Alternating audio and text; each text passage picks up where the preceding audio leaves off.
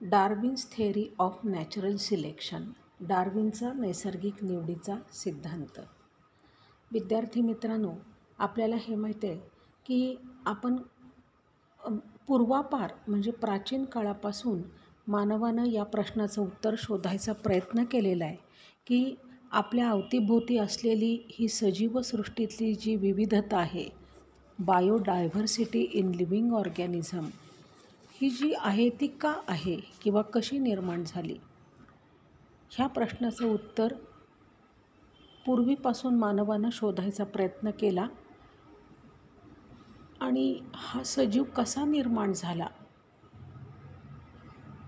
आणि त्याचा विकास कसा झाला, या प्रश्नाचं उत्तर शोधायचा अनेक विचारवंतांनी, शास्त्रज्ञांनी, संशोधकांनी प्रयत्न केला आणि त्यांनी आपापल्या परीनं त्याची उत्तरं पण दिली. अनेक संस्कृतीमध्ये ह्या प्रश्नाचं उत्तर शोधलं गेलेलं आहे आणि त्यांच्या परीनं ते शोधलं गेलेलं आहे, ते खरं असो किंवा खोटं असो.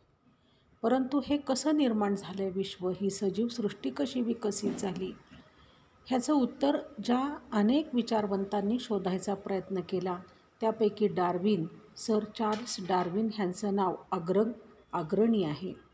चार्ल्स डार्विन ह्यांनी खूप प्रवास केला आणि त्यांनी अनेक ठिकाणी अनेक सजीवांचं निरीक्षण केलं. ह्या सजीवांचं निरीक्षण करून त्यांनी त्यांची निरीक्षणं नोंदवली आणि त्याच्यावर विचार करून त्यांनी एक सिद्धांत मांडला आणि त्या सिद्धांताला म्हणतात डार्विनचा नैसर्गिक निवडीचा सिद्धांत किंवा Darwin's theory of natural selection. Charles Darwin had collected innumerable specimens of plants and animals. Plants and ॲनिमल्सचे अनेक नमुने त्यांनी गोळा केले. त्याच्यानंतर त्यांनी ऑब्झर्वेशन्स केलं आणि त्यापासून थिअरी ऑफ नॅचरल सिलेक्शन ही त्यांनी मांडली.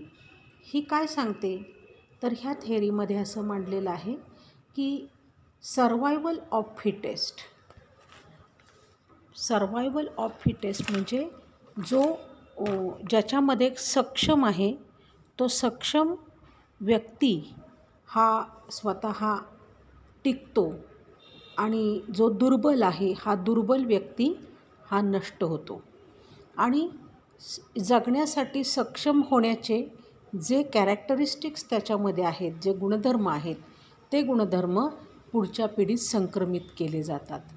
मग त्यांच्यातले पण त्यांच्यापैकी जो जगण्यास सक्षम आहे तो जगतो आणि जो दुबळा आहे तो मरण पावतो.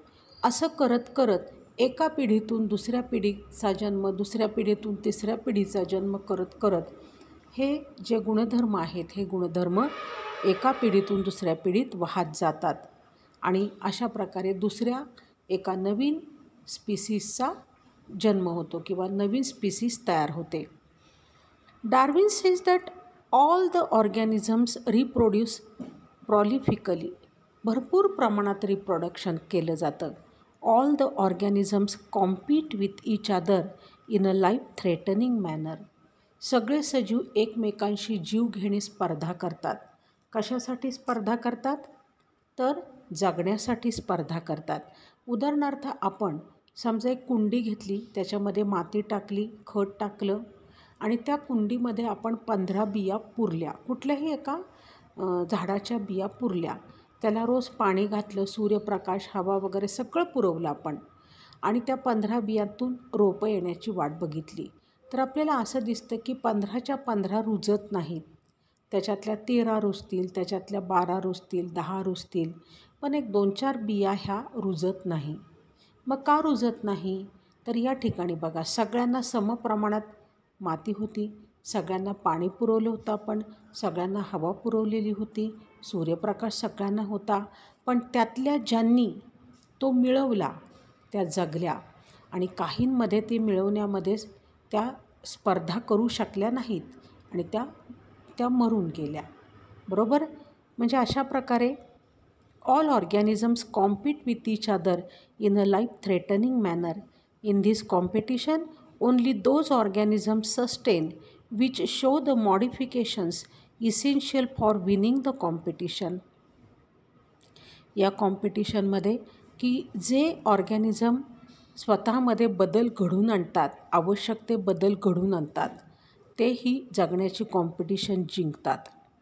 However, besides this, natural selection also plays important role.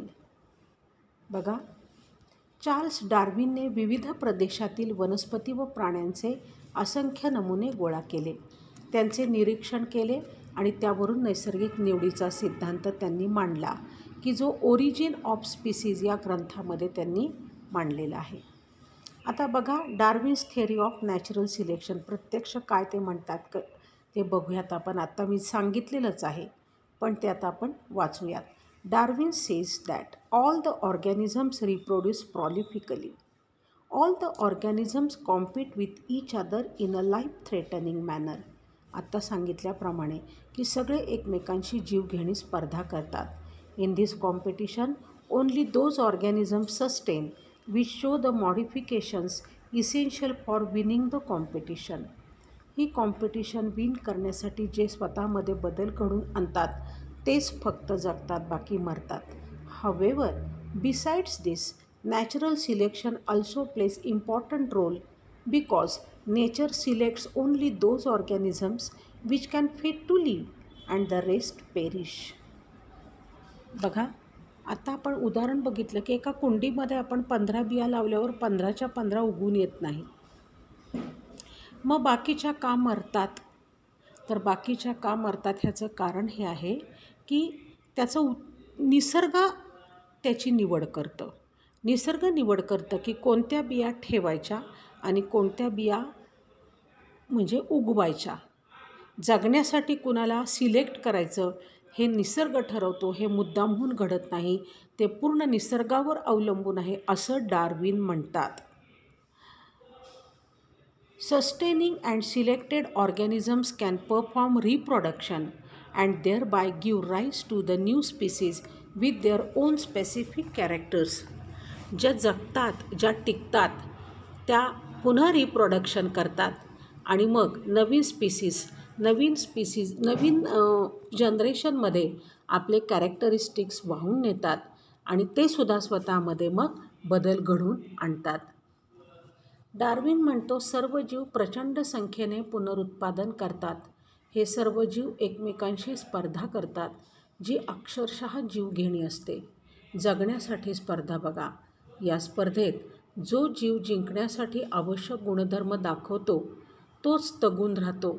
पण या व्यतिरिक्त नैसर्गिक निवडही महत्त्वाची ठरते, कारण निसर्गात सुयोग्य जीवच जगतात, बाकीचे मरतात. जगलेले जीव पुनरुत्पादन करू शकतात व आपल्या वेगळ्या वैशिष्ट्यांसकट नवीन प्रजाती तयार करतात. ही होती डार्विन ह्यांची थेअरी. डार्विन ह्यांच्या थेअरीचं मुख्य 2 पॉईंट मुख्य लक्षात ठेवायचे. Survival of fittest organism survive होतो. फक्त फिट ऑर्गॅनिझम सर्वाईव्ह होतो.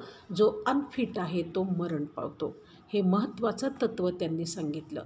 जो बलवान आहे तो जगतो आणि जो दुबळा आहे तो मरतो. आत्ता आपण बघतो आहे कोविड-19मध्ये की जो ज्याच्यामध्ये प्रतिकारशक्ती भरपूर आहे तो जगतो आहे आणि ज्याच्यामध्ये प्रतिकारशक्ती कमी आहे तो मरतो आहे. बरोबर? तर अशा प्रकारे हा पहिला पॉईंट. आणि दुसरा पॉईंट नॅचरल सिलेक्शन. मग जगणार कोण, मरणार कोण हे कोण ठरवतं? हे काही मुद्दाम कुणी ठरवत नाही, ते पूर्ण निसर्गाच्या हातात आहे असं डार्विन म्हणतात. आता असं असलं तरी डार्विन ह्यांच्या या थेअरीला काही आक्षेप घेतले गेले होते आणि ते आक्षेप आता आपण बघूयात. Natural selection is not the only factor responsible for evolution. इव्होल्युशनसाठी फक्त नॅचरल सिलेक्शनच कारणीभूत आहे असं नाही, इतरसुद्धा घटक आहेत असं तज्ज्ञांचं म्हणणं आलं. Darwin did not mention any explanation about useful and useless modification. Useful आणि युजलेस मॉडिफिकेशन काही सजीव दाखवतात.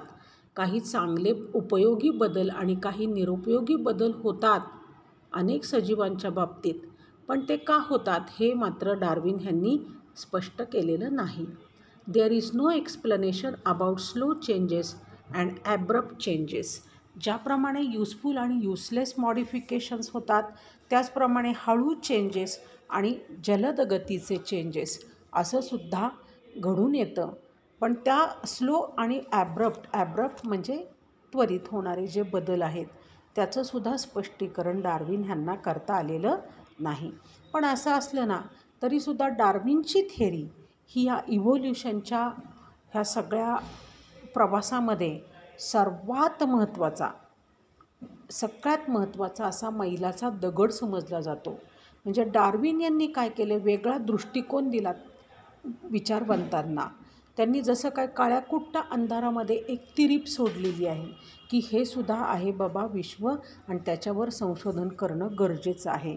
आणि त्याच्यामुळं डार्विनची थेरी ही तुम्हाला एवढेच पॉईंट आहेत तुम्हाला आणि एवढीच आहे, मर्यादित स्वरूपात आहे, परंतु तुम्ही ती वाचा, लक्षात घ्या आणि समजून घेण्याचा प्रयत्न करा. बघा आता, introduction to scientist Charles Robert Darwin 1809 to 1882. This English biologist proposed the theory of evolution. He showed that all the species of living organisms have been gradually evolved over the period of thousands of years from common ancestor. एका common ॲन्सेस्टरपासून ह्या सगळ्या species निर्माण झालेल्या आहेत. हे सगळे living organism कसे निर्माण झालेत हे त्यांनी आपल्या थेरीमध्ये सांगितलेलंच आहे. हे आपण बघितलं की हे चेंजेस पुढं वाहून नेले जातात आणि हळूहळू नंतर वेगळी स्पीसीज निर्माण होते आणि अशा पद्धतीनं आपल्या अवतीभोवती हे सगळ्या व्हरायटीज बायोडायव्हर्सिटी निर्माण झालेली आहे. He propose that principle of natural selection is responsible for this evolution. Natural selection नैसर्गिक निवड असते असं त्यांनी पुढे सांगितलेलं आहे. तर अशा प्रकारे आपण आज इथपर्यंत पाहिलेलं आहे, डार्विनची थेरी पाहिलेली आहे आणि ती तुम्ही व्यवस्थितरित्या पुन्हा एकदा त्याचा अभ्यास करा आणि समजून घ्या आणि न बघता लिहिण्याचा प्रयत्न करा.